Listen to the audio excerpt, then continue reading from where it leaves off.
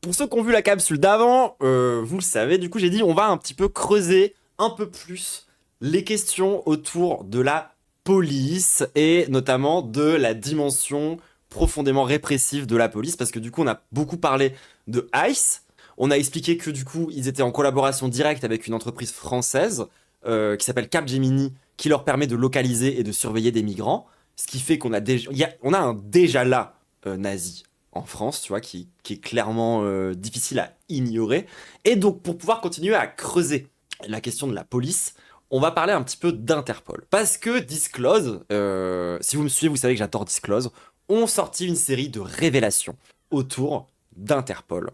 J'ai pas encore lu l'article, donc on va le découvrir un petit peu en direct. Et j'avoue que, malgré tout l'amour que j'ai pour Interpol, tout l'amour que j'ai pour Disclose, je trouve qu'il y a des trucs assez limites dans l'article, de ce que j'en ai vu. Donc, on va un peu revenir sur tout ça, point par point. Révélation sur le détournement d'Interpol par les pays les plus répressifs au monde. L'Organisation internationale de police fait l'objet d'un vaste détournement de sa mission de lutte contre la criminalité au profit d'États parmi les plus répressifs au monde, révèle Disclose et la BBC. Et là, j'ai déjà un problème. Direct. Et c'est, je pense, ça qui va, genre, ça va être logique que du coup l'article me plaît pas forcément sur pas mal d'aspects quoi, parce que non, désolé, mais non, quand tu utilises une police pour faire de la répression, tu n'es pas en train de la détourner de sa mission d'origine. C'est presque plus un retour aux sources qu'autre chose. C'est-à-dire que si tu regardes l'histoire de la police, si tu regardes d'où ça vient. Genre, à la base, la police, ça servait à faire de la surveillance pour les esclaves, hein. C'est typiquement les méthodes d'identification. L'empreinte digitale, ça a été inventé pour ficher les esclaves, hein, si vous le saviez pas. L'utilisation de chiens dans la police aussi, ça vient de les renifler pour tenter de les repérer à l'odeur. Il y a énormément, en fait, d'outils, de technologies, de pratiques de la police viennent à la base de la répression, soit d'esclaves, soit de populations qu'on aimerait esclaviser, concrètement. Typiquement, genre, y compris des technologies genre comme l'hélicoptère de police, hein, qui a été utilisé pour la toute première fois en Algérie. Bref, beaucoup de choses à dire par rapport à ça. Mais moi, je trouve que utiliser la police pour faire de la répression, ce n'est pas détourner la police de sa mission. Et quand bien même, tu vois, genre, ça montre que il y a dans cette phrase-là de genre détournement de sa mission de lutte contre la criminalité au profit des États les plus répressifs. Mais en fait, la lutte contre la criminalité, c'est quoi si c'est pas de la répression? Je veux dire, la criminalité, ça vient d'où? Ça vient de quoi? Ça vient de la pauvreté. Ça vient de... Enfin, ce que nous, on s'imagine quand on parle de criminalité ou de délinquance. Ça vient avant tout des problèmes inhérents au capitalisme. Donc en fait, on fait de la répression sur des populations qui, de toute façon, de façon arbitraire, a été décidé qu'elles seront genre plus pauvres et moins, enfin, qu'ils auront accès à moins de droits, quoi. Donc au final, ça crée de la criminalité. Donc non, désolé. Genre, la lutte contre la criminalité, ça a toujours été de la répression. De la répression des populations racisées, de la répression des populations sexisées, de la répression... Enfin, c'est de la répression, en fait. Genre, la police, ça a toujours été de la répression. Persécution, fichage, arrestation arbitraire, révélation sur un système qui permet à des régimes autoritaires comme la Russie, la Turquie ou le Tadjikistan d'utiliser Interpol pour traquer leurs opposants à travers le monde. Genre, on fait pas ça. Genre, la France fait pas ça. Ça m'énerve. Ça m'énerve. Genre, il y a vraiment ce truc de... Ah, il y a des États qui sont pas des États dans le camp occidental qui utilisent notre outil d'occidentaux, là. Qu'est-ce qui se passe? C'est trop bizarre, faut les en empêcher, non? Mais la France aussi fait ça avec Interpol. Nous aussi, on détourne l'utilisation de soi-disant la lutte contre la criminalité pour pouvoir faire de la répression politique. Bien sûr. Genre, c'est quoi cette distinction bizarre? En mode, la Russie et la Turquie font ça, mais pas la France? Ça met pas à l'aise perso. C'est une agence centenaire, dépeinte dans les films comme l'élite de la police mondiale. Interpol, la célèbre organisation de police criminelle, permet aux 196 pays membres de collaborer pour lutter contre le terrorisme, le narcotrafic. Et alors là déjà, on a deux énormes red flags, hein. Ça, c'est les mêmes prérogatives que ICE, a priori. Et que les polices les plus répressives. Je veux dire, ICE est une police tournée vers l'immigration qui utilise comme justification de la violence, le terrorisme et le narcotrafic. La traite d'êtres humains ou encore la cybercriminalité à l'échelle mondiale. Et ben j'imagine que Interpol, ça les dérangeait vachement moins la traite d'êtres humains à l'époque des grandes rafles nazies, quand ils ont collaboré. Donc déjà voilà, moi je trouve que t'es en mode genre c'est déjà ultra red flag personnellement quand j'ai une police criminelle qui surveille les terroristes, le narcotrafic, tu vois, genre t'es en mode bon bah c'est une police répressive en fait. Elle est répressive. Genre oui, c'est une police qui a pour objectif de avant tout s'attaquer à des populations racisées. C'est dans l'intitulé genre. C'est grâce à elle qu'ont été interpellés les criminels de guerre Radovan Karadzic, Ratko Mladic, responsable du génocide de Srebrenica en Bosnie, et des poids lourds du trafic de cocaïne mondial, tel Rocco Morabito. Bah, j'imagine que du coup maintenant il n'y a plus du tout de trafic de cocaïne mondial grâce à ça, merci Interpol. Un chef de la Ndrangheta calabraise, des arrestations unanimement saluées qui contribuent selon la communication d'Interpol à créer un monde plus sûr. Voilà la théorie. Oui, bon. En pratique, Interpol est en proie à une instrumentalisation massive de ses moyens de police. Depuis plusieurs années, l'organisation permet des persécutions d'opposants politiques, militants, journalistes ou membres de minorités ethniques et religieuses pourchassés à travers le monde. Des abus de pouvoir qui mettent en danger des milliers de personnes dont l'organisation est parfaitement informée. Elle prétend s'attaquer au problème depuis 10 ans en vain. C'est marrant, ça me rappelle une police qui n'est pas du tout internationale et qui est tout à fait française, qui est face à exactement les mêmes problèmes en France, et que le problème, c'est pas les pays répressifs. Tout que niveau pays répressif, la France, on est là quand même. On a créé la DGR quand même. Genre, la DGR, la doctrine de guerre révolutionnaire, qui est un ensemble de techniques de répression et de contre-insurrection extrêmement puissant, qui a été exporté comme modèle dans tous les pays occidentaux et impérialistes. Littéralement, la bataille d'Alger, qui n'est pas une bataille, c'est avant tout une prise de pouvoir répressive d'une ville, où littéralement, tu vois, genre on a utilisé nos pouvoirs de police et tous ces trucs-là, tu vois, pour prendre une ville, genre. Genre c'est nous qui avons inventé et mis en place la plupart des grandes technologies de répression actuelles, quoi. On a un peu perdu la main depuis qu'il y en a des nouvelles qui ont débarqué, genre les drones et tout, mais on est quand même hyper impliqué dans la répression. Genre, la France, avec l'Afrique, et la France-Afrique, on fait partie des pays, mais genre précurseurs dans la répression. Je suis désolé, mais c'est pas la Russie qui a inventé ça, hein.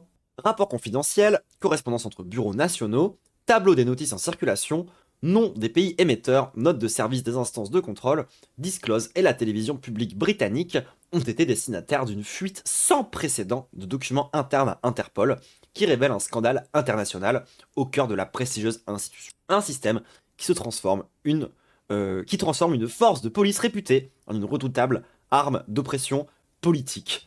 J'ai l'impression d'avoir répété 2 fois la même chose. Je suis désolé. Genre vraiment, enfin... T'es en mode quoi?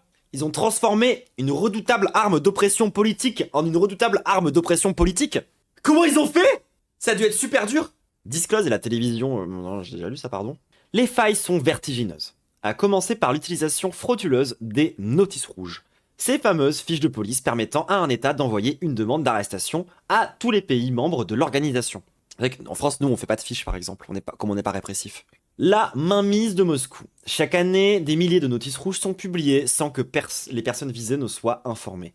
Nombre d'entre elles le découvrent à l'aéroport ou lors d'un contrôle de police qui peut aboutir à leur arrestation, y compris dans les pays démocratiques. Rien de surprenant, moins de 10% des notices rouges sont publiques. Il y en a actuellement 86 000 en circulation.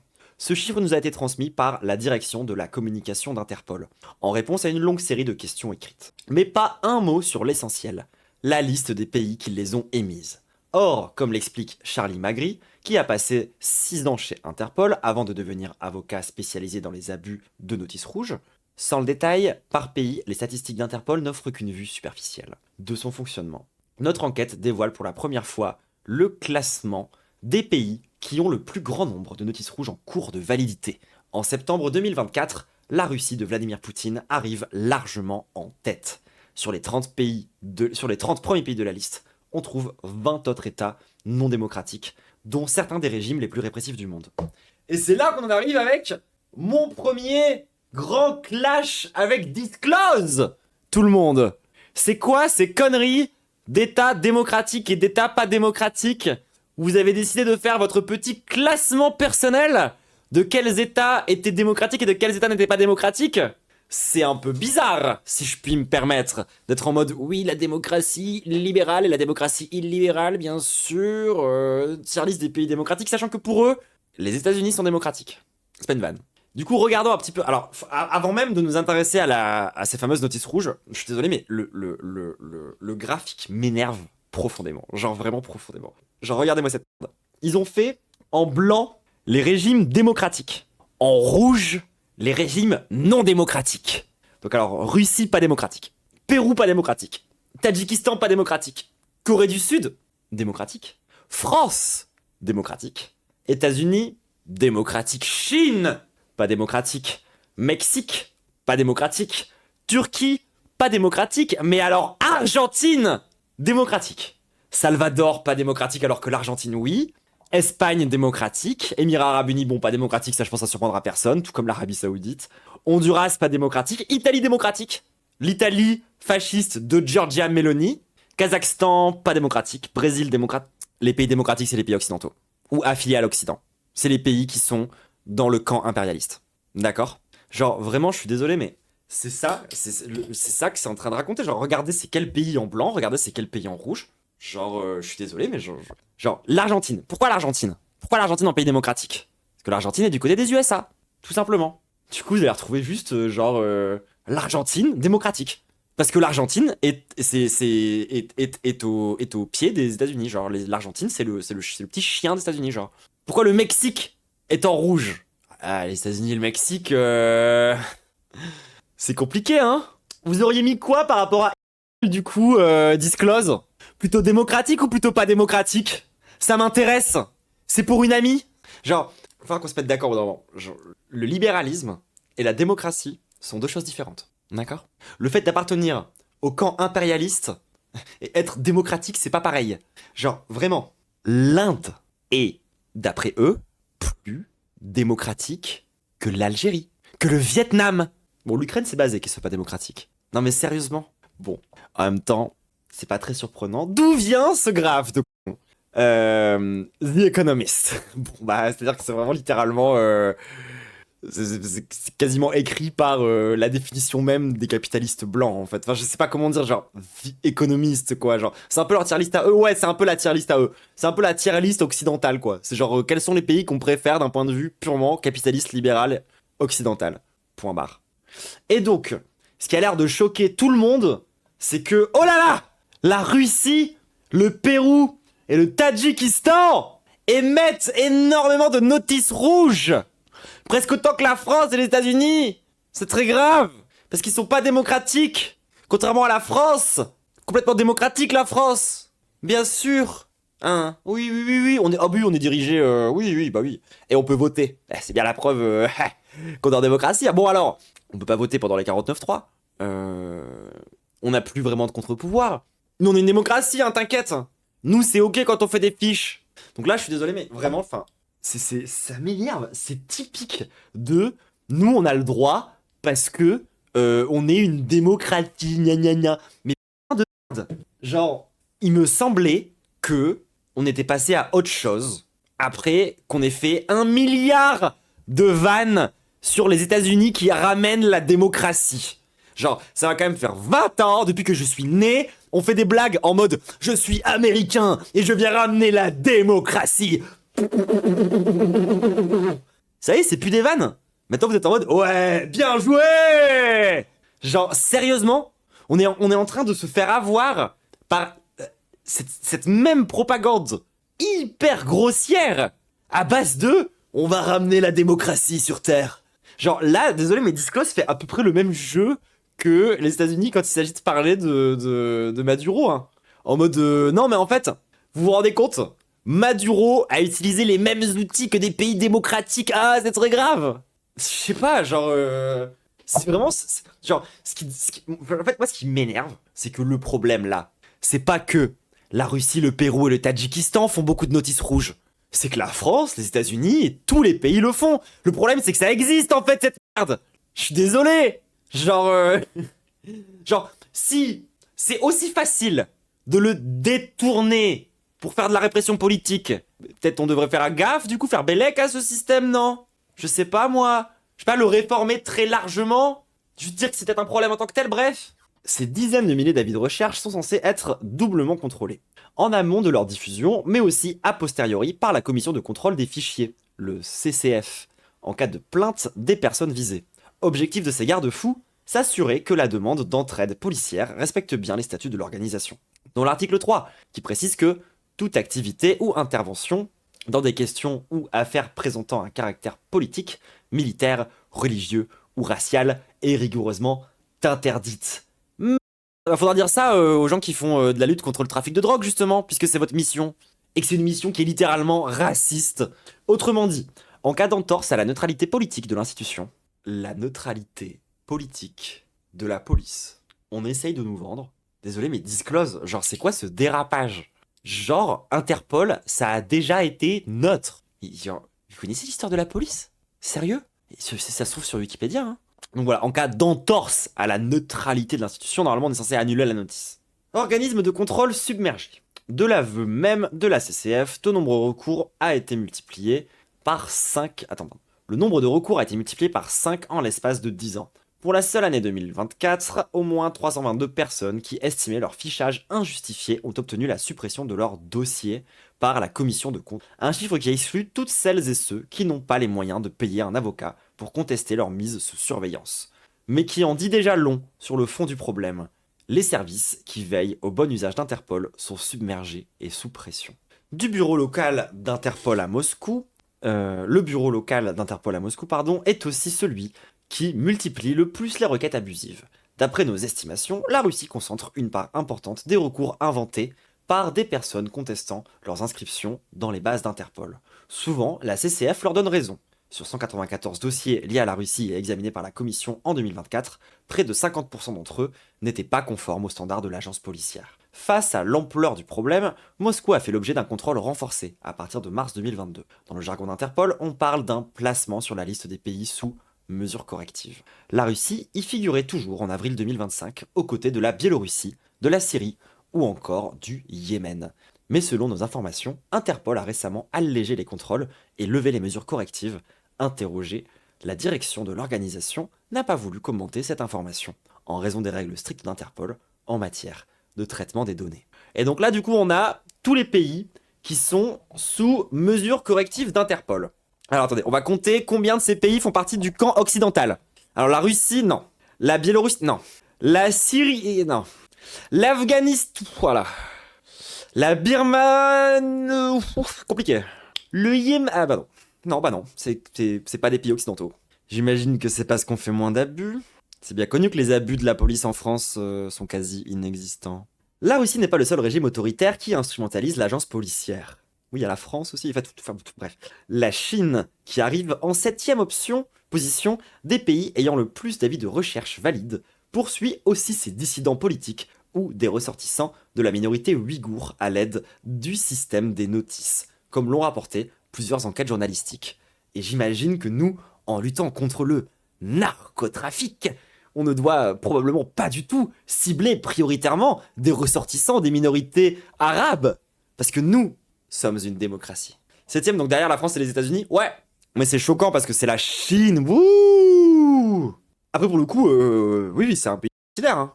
Genre, les gars, il n'y a aucun problème avec l'idée de dire que c'est un immense problème, que ça va pas du tout, tu vois, mais juste regardons les choses en face, en fait. Genre avec tout ce qu'on a vu sur l'utilisation de la police aux États-Unis, je suis désolé, mais j'ai aujourd'hui beaucoup plus peur de la police gérée par les États-Unis que la police gérée par la Chine, qui reste un empire de merde, avec plein de dérives de merde. Mais j'ai plus peur aujourd'hui d'un pays comme Israël ou les États-Unis, ou même de l'Allemagne, bref. Mais d'autres cas tout aussi graves sont beaucoup moins connus, à l'image de la dictature du Tadjikistan. Pourquoi c'est une dictature, le Tadjikistan, rappelez-moi, qui se sert d'Interpol pour harceler des opposants en exil, sous couvert de lutte antiterroriste. Alors que les États-Unis ne sont jamais entrés en guerre avec un pays entier sous sous couvert de lutte antiterroriste qui n'était pas vrai. Non, il y a que le Tadjikistan qui fait ça. Hein. Jamais les États-Unis auraient été faire la guerre, je sais pas moi par exemple en Irak, sous couvert de lutte antiterroriste. Non, non, non. Il y a que le Tadjikistan qui fait ça, d'accord? Ou encore de la Turquie. Les requêtes d'Ankara continuent de poser des défis à l'organisation, révèle une note confidentielle de janvier 2025, obtenue par Disclose et la BBC. Pourtant, ni la Turquie, ni le Tadjikistan ne figurent dans la liste des pays sous mesures correctives. Ils pourraient après, hein, c'est pas des pays occidentaux. Au sein d'Interpol, le risque de détournement des fichiers de police est connu depuis plus d'une décennie. En 2016, le secrétariat général de l'organisation a même financé la création d'une unité spéciale, la Task Force, pour les notices de diffusion. C'est marrant ça, les Task Force on pourrait en parler aussi, c'est comme le SWAT aux États-Unis, genre ça a des origines tellement racistes aussi, genre le SWAT, bref, on en reparlera plus en profondeur un jour. Devant permettre l'examen des notices, aussi bien avant leur validation qu'après leur diffusion. En 2024, la NDTF a permis d'identifier 2462 dossiers de notices et diffusion rouge non conformes.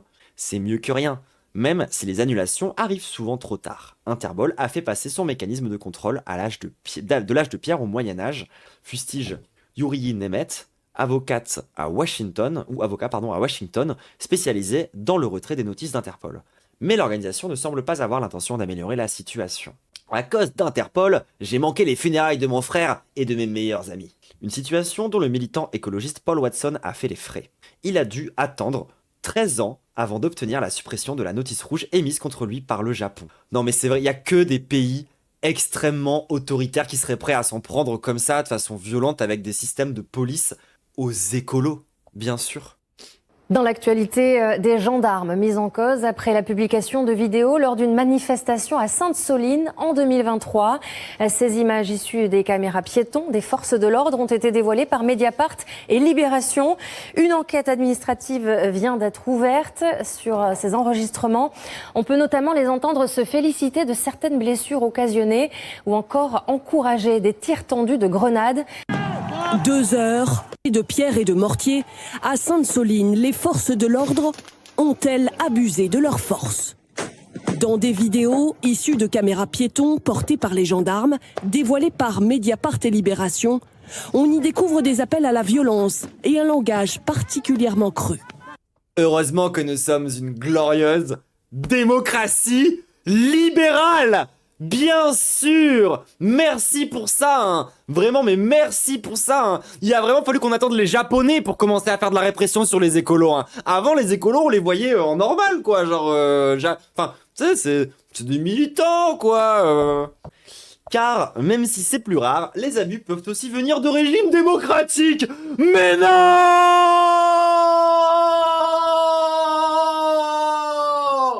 Quoi? Des pays occidentaux démocratiques? Mais non. Plus rare alors qu'on est dans le top. En juin 2025, d'après un document obtenu par Disclose, l'organisation a fini par reconnaître l'existence d'éléments politiques dans la procédure intentée en 2012 par Tokyo, qui le traque en raison de son activisme contre la chasse à la baleine. Je ne suis pas retourné dans mon pays natal, le Canada, depuis 2012. Témoigne aujourd'hui Paul Watson. À cause d'Interpol, j'ai manqué les funérailles de mon frère et de mes meilleurs amis. Poursuit le militant de 75 ans, putain en plus, qui a également passé 5 mois en prison au Groenland, aux États-Unis, je crois que tu voulais dire, en 2024, évitant de justesse l'extradition vers le Japon, ou c'est l'Islande, enfin je sais plus, demandez à Trump. Le détournement d'Interpol est d'autant plus alarmant qu'il n'est pas seulement question de notices rouges mensongères. Notre enquête révèle que les États qui en abusent à des fins politiques cherchent aussi à exploiter d'autres outils, mis à leur disposition par l'organisation. La Russie utilise par exemple une messagerie permettant d'échanger en direct avec les autres bureaux locaux d'Interpol dans le but d'obtenir la localisation d'opposants politiques. De son côté, la Biélorussie, qui fait l'objet d'une surveillance renforcée de la part de l'organisation, a investi des bases de données moins surveillées que les notices rouges. Comme en témoigne une synthèse d'Interpol au sujet de l'arrestation de Veronika Tsepkalo, militante des droits humains et figure de l'opposition au régime d'Alexandre Loukachenko, le 29 août 2024, alors qu'elle se prépare à franchir en voiture la frontière entre l'Albanie et la Grèce. Elle est arrêtée par la police et son véhicule saisi. il avait été signalé à Interpol comme véhicule volé. Près de 2 mois après les faits, Interpol a retiré 83 véhicules liés à la Biélorussie de son fichier de véhicules volés. Que compte faire l'Agence internationale de coopération policière pour respecter son engagement de créer un monde plus sûr? MDR. Désolé, mais ça n'a jamais été la mission. Mettre en place des mesures plus contraignantes? Augmenter le budget et les effectifs de ces instances de contrôle? Solliciter la direction de l'organisation, présidée depuis peu par le policier français Lucas Philippe, n'est pas donné. Oui, les policiers français qui, encore une fois, je le rappelle, sont vraiment incorruptibles, quoi, n'a pas donné de réponse précise et étayée, se contentant d'une déclaration générale. Interpol est pleinement conscient de l'impact potentiel des notices rouges sur les personnes concernées, écrit Samuel Heath, directeur de la communication de l'agence policière. C'est pourquoi l'organisation a mis en place un certain nombre d'outils de contrôle qui ont été considérablement renforcés au cours des dernières années, afin d'éviter toute utilisation abusive de ces systèmes. Manifestement, insuffisant. Il m'énerve cet article. Genre, au bout d'un moment, il va falloir muscler son jeu sur la question de la police, en fait. Genre, il va falloir arrêter de penser que il n'y a que dans les pays non démocratiques où la police est illégitime et fait de la répression illégitime, en fait. Parce qu'il faut voir aussi qui c'est qui décide quelle notice rouge est politique et quelle notice rouge n'est pas politique, tout simplement. Il y a des trucs qui semblent plus ou moins politiques. Qui définit ce qui est politique et ce qui ne l'est pas? Ça, déjà, c'est un problème. Genre, c'est Marx qui en parle très bien, en l'occurrence. Faudrait que je me retrouve l'extrait exact où il parle de l'État qui, justement, fait la distinction entre ce qui est politique et ce qui n'est pas politique, et en quoi c'est une façon de faire du contrôle. Et c'est une façon de laisser le pouvoir entre les mains de la bourgeoisie pour ce truc, tu vois. Genre, quand l'État, il explique que le genre, c'est pas politique, par exemple, c'est à l'origine de pas mal de problèmes. Sachant qu'en plus de ça, l'État définit le genre. Tout en expliquant qu'il est pas politique, mais bref. La fin, c'est 0/20, donc au total 5/20 l'article. Bah ouais, moi, il m'a foutu le somme, cet article. Je suis vraiment en mode sérieux, genre j'ai l'impression qu'en fait on essaye de genre faire des liens en mode regardez tel pays vous l'aimez pas et Interpol il est utilisé par tel pays alors que vous l'aimez pas, donc Interpol égale un PB. Parce que moi j'ai pas d'affection spécifique pour un pays ou pour un autre, hein. Et quand tu regardes les choses de cette façon-là, bah la France on vaut pas beaucoup mieux que le reste en fait. Genre je suis désolé mais si tu compares au nombre d'habitants, les datas là elles sont presque un peu bizarres. Genre on a autant de notices rouges que les US. Ils sont plus nombreux que nous. Je dis ça comme ça, hein. Genre, ça vaudrait presque le coup, tu vois, de faire un rapport au nombre d'habitants, hein, ou ce genre de truc. Peut-être qu'on aurait des datas qui seraient intéressantes aussi de ce côté-là. Sans même parler de la Chine, qui fait moins de notices rouges que nous, encore une fois. Je suis pas intimement convaincu qu'il y ait 20 fois plus de criminels en France qu'en Chine. Mais bref. Après oui, bon, Interpol c'est sur le territoire européen, donc c'est les notices qui sont émises de la Chine pour arrêter des gens sur le territoire européen, donc en vrai tu peux capter les datas comme ça. Mais ça marche aussi avec des pays qui sont en Europe en fait. Genre, désolé, mais si tu prends les pays strictement en Europe, quel pays d'Europe émet le plus de notices rouges du coup? Bah c'est nous, de loin. Genre on en fait quasiment 2 fois plus que l'Espagne. Désolé, hein. Mais il y a peut-être des trucs à aller chercher de ce côté-là aussi, non? Je sais pas, ça vous paraît pas bizarre? On est plus haut que la Chine? Ouais, mais après c'est ce que je disais tout à l'heure. C'est aussi lié au fait qu'Interpol, c'est sur le territoire européen. Donc la Chine n'émet des notices que pour arrêter des ressortissants a priori chinois, ou du moins qui ont commis des crimes en Chine, pour qu'ils soient arrêtés dans les pays européens. Donc, en vrai, ça peut expliquer pourquoi la Chine a moins de notices rouges que les États-Unis ou que la France, tu vois. Ah, pourquoi pas? Dans ce cas-là, concentrons-nous sur les pays qui sont en Europe. Et bon, comment dire qu'on est... Mais vraiment, on défonce tout le monde, hein. On défonce tout le monde. De loin. Et puis bon, après c'est bien connu que la France fait aucune répression sur les militants écolos ou sur des personnes racisées. Pour des raisons politiques. C'est jamais arrivé, je veux dire. Enfin, ayez confiance, hein. Et la France, ouais, la France, Cocorico, tout ça. C'est quoi les notices? Ah désolé, il aurait fallu suivre l'article depuis le début. En gros, c'est un papier qui dit arrêtez ce mec, peu importe où il est. C'est pas mondial Interpol, je crois que c'est européen. Je crois que pour le coup Interpol c'est vraiment européen. Peut-être que je me plante après, hein, mais il me semble que c'est vraiment européen. Bref, on va se quitter là, YouTube. Je voulais quand même lire cet article pour montrer que, en fait, des méthodes de répression autoritaire, c'est ce que je vous disais durant les actualités, quoi, on en a plein. Il y a un déjà là fasciste et autoritaire, et il y a déjà des outils de répression extrêmement vénères qui existent et qui sont prêts à être employés et qui sont déjà employés aujourd'hui pour tenter de faire, par exemple, des rafles. Parce qu'à quoi ça sert un système comme ça quand tu organises une rafle? Ça fait que s'il y a des gens qui ont réussi à s'échapper du pays parce qu'ils ont pu échapper à la rafle, peut-être tu peux aller les choper ailleurs. Et ça sera pas un détournement de son utilisation, hein. Ça sera juste son utilisation, hein. Ils vont t'expliquer que c'est comme ça qu'on œuvre pour la paix, créer un monde plus sûr. Bah ouais, hein. Quand il faudra arrêter les rares OQTF qui auront réussi à s'enfuir des rafles de Retailleau. For sure. Exactement. Bon allez, on va s'arrêter là. Gros bisous YouTube. Kiss. Lâche ton meilleur abonnement, ton meilleur commentaire, ton meilleur pouce bleu. N'hésite pas à lâcher ton meilleur boost aussi sur les vidéos et à passer nous voir en stream. Si jamais quelqu'un qui est à la rédaction de Disclose voit ça, sachez que d'habitude je vous trouve très basé et que là j'ai beaucoup de mal avec cet article. Mais peace and love, please collab. Allez, kiss. Watching clouds, I'll be pulling in the